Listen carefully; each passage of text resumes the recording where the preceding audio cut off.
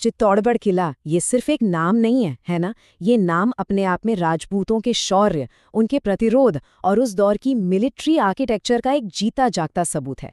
मतलब इतिहास की सबसे शानदार और मजबूत संरचनाओं में से एक। और तो और, आज इसे यूनेस्को ने वर्ल्ड हेरिटेज साइट का दर्जा दिया हुआ है। दुनिया भर के मिलिट्री एक्सपर्ट्स इसे आप कह सकते हैं, एक परफेक्ट डिफेंसिव डिजाइन वाला किला मानते हैं। एक ऐसी बनावट जिसे भेद पाना लगभग नामुमकिन था। लेकिन यहीं पर एक बहुत बड़ा सवाल खड़ा होता है, एक पैराडॉक्स। अगर ये किला इतना ही मजबूत, इतना ही अजेय था, तो फिर ये गिरा कैसे? और वो भी एक बार नहीं, बल्कि 3-3 बार। आज इसी पहेली को सुलझाने की कोशिश करते हैं। तो इस रहस्य को सुलझाने के लिए सबसे पहले हमें इसकी ताकत को समझना होगा। मतलब क्या चीज थी जो इस किले को इतना खास, इतना अनकॉन्करेबल बनाती थी?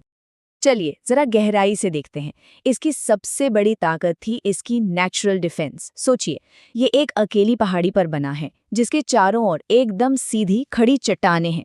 फिर बेड़च और गंभीरी नदियां वो इसके चारों ओर एक तरह से कुदरती खाई बना देती थीं।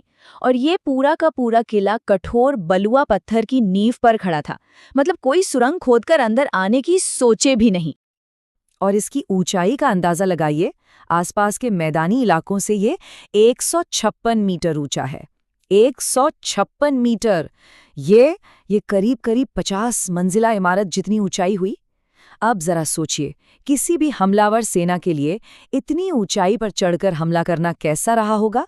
एक बुरे सपने जैसा। और बात सिर्फ बचाव की नहीं थी, बात थी आत्मनिर्भरता की। किले के अंदर जानते हैं 84 तालाब और जलाशय थे। 84!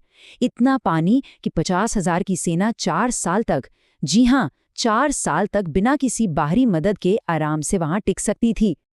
और सैनिकों की क्षमता, जैसा मैंने अभी कहा, इस किले में एक साथ 50,000 सैनिक रह सकते थे। मतलब ये उस समय का एक मिलिट्री पावर हाउस था, इसमें कोई शक नहीं। तो ये तो हुई कुदरती सुरक्षा की बात।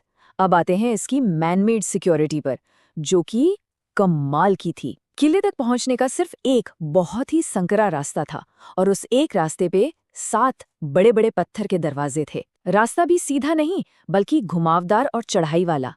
तो दुश्मन की सेना जैसे ही आगे बढ़ती, वो फंस जाती थी। और हर दरवाजे पर तैनात तीरंदाज ऊपर से हमला करते थे। ये रास्ता असल में हमलावरों के लिए एक मौत का जाल था। तो इतनी सारी खूबियां, इतनी मजबूत बनावट, इसके बावजूद इसकी कहानी में हार कैसे लिखी गई?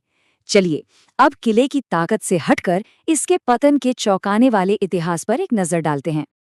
चित्तौड़ के इतिहास में 3 बड़ी और दुखद घेराबंदी दर्ज हैं। पहली 1303 में दिल्ली सल्तनत के द्वारा, दूसरी 1535 में गुजरात सल्तनत के द्वारा, और आखिरी और तीसरी 1567 में मुगल साम्राज्य के द्वारा। अब जरा इन आंकड़ों पर नजर डालिए और सारी कहानी साफ होने लगेगी। हर घेराबंदी में किले के रक्षकों की संख्या हमलावरों के मुकाबले बहुत बहुत कम थी। 1303 में देखिए, रेशो था लगभग 1 के मुकाबले 16 का। 1567 तक आते आते ये 1 के मुकाबले 10 का हो गया था। लेकिन हमलावर सेना का आकार बहुत बड़ा था। और इन हार की जो मानवीय कीमत थी, वो बहुत भयानक थी। हर बार जब हार तय हो जाती, तो राजपूत महिलाएं कैद और अपमान से बचने के लिए जौहर करती थी। मतलब सामूहिक रूप से आग में कूदकर अपनी जान दे देती थी। तो चलिए अब उस पैराडॉक्स को हल करते हैं। आखिर वो असली कमजोरियां क्या थीं जिनकी वजह से ये महान किला बार बार हारा? तो देखिए, असली वजह ये थी, किले की अपनी ताकत और लड़ाई की कमजोरियों के बीच एक बहुत बड़ा फर्क था। किला तो अपने आप में एक इंजीनियरिंग का नमूना था, लेकिन उसे इस्तेमाल करने की जो स्ट्रेटेजी थी वो कमजोर थी।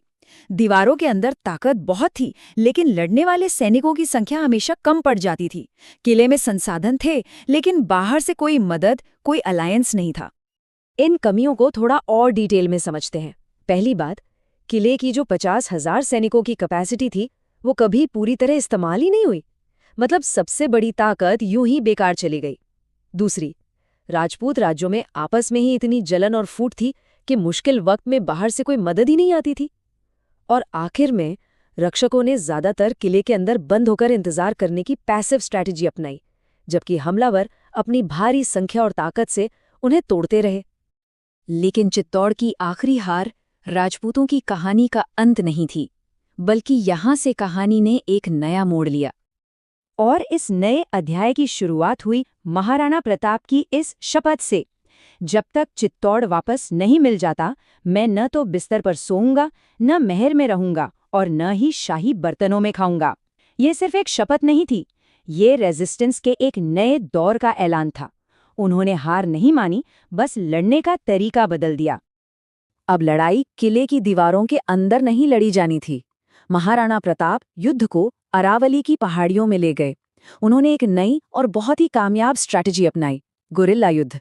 मतलब छोटी छोटी टुकड़ियों में दुश्मन पर अचानक और तेजी से हमला करो और गायब हो जाओ, और इस तरह एक बड़ी सेना को थका दो। और फिर किले की मिलिट्री स्टोरी का अंत हुआ इस एक शर्त के साथ। 1616 में एक ट्रीटी के तहत जब किला राजपूतों को वापस मिला, तो उसमें ये शर्त रखी गई कि इसकी कभी मरम्मत नहीं की जाएगी। ऐसा इसलिए किया गया ताकि ये किला दोबारा कभी एक मिलिट्री थ्रेट, एक सैन्य खतरा ना बन पाए। तो आखिर में चित्तौड़गढ़ की कहानी हमें क्या सिखाती है? शायद यही कि दुनिया की सबसे मजबूत दीवारें, सबसे ऊंचे किले भी बेकार हैं अगर आपकी रणनीति, आपकी एकता में एक छोटी सी भी दरार हो। ये एक बहुत बड़ी सीख है कि सबसे बड़ी फिजिकल स्ट्रेंथ भी एक छोटी सी स्ट्रैटेजिक वीकनेस के सामने घुटने टेक सकती है।